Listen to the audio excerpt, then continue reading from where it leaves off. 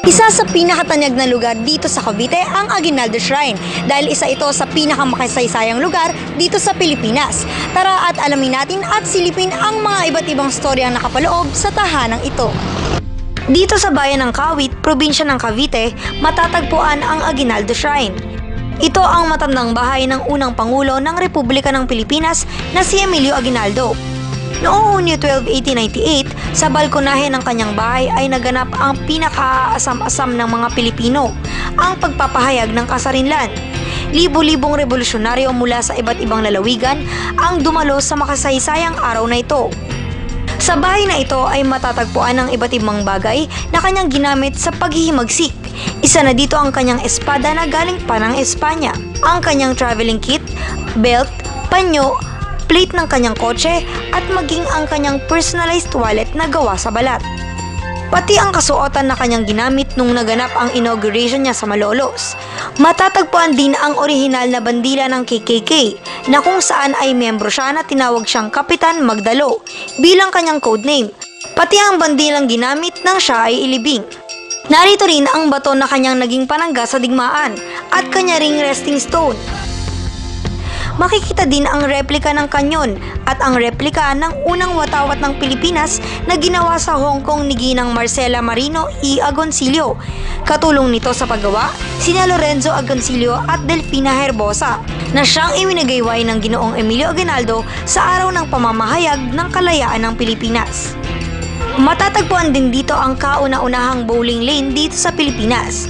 Sa ikalawang palapag naman, matatagpuan ang mga silid ng kanyang pamilya. Ang unang silid ay sa bunso niyang anak na si Cristina. Ang ikalawa ay ang silid ng pangalawang anak na si Maria. At ang huli ay sa panganay niyang si Carmen na siyang naging curator ng kanilang bahay hanggang taong 1986. Sa tapat ng silid ni Maria ay matatagpuan ang medicine cabinet o tinatawag nilang butikin, na ang ibig sabihin ay maliit na butika. Sa bandang dulo naman ay ang terrace ng mga dalaga na tinatawag nilang Balcony of Sinners sapagkat noong panahon ng revolusyon, dito ginagawa ang kanilang mga plano. Dito rin nagaganap ang ligawan ng kanyang mga anak na babae. Sa likod nito ay matatanaw ang ilog.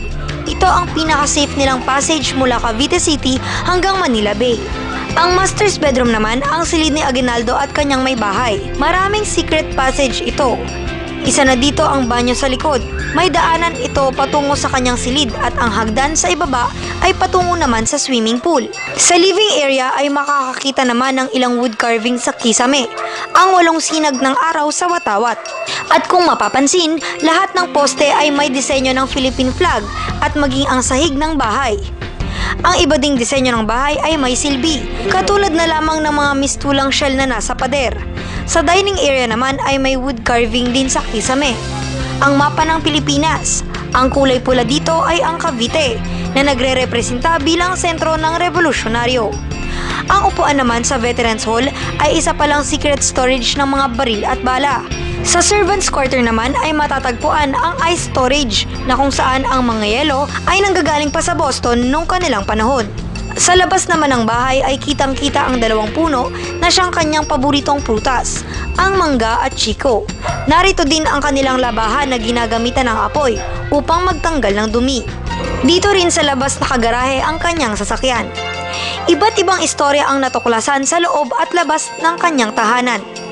At madamdamin man ang araw ng pagpapahayag ng kasarinlan, ay pinatunayan naman natin sa mundo na kaya nating magsarili.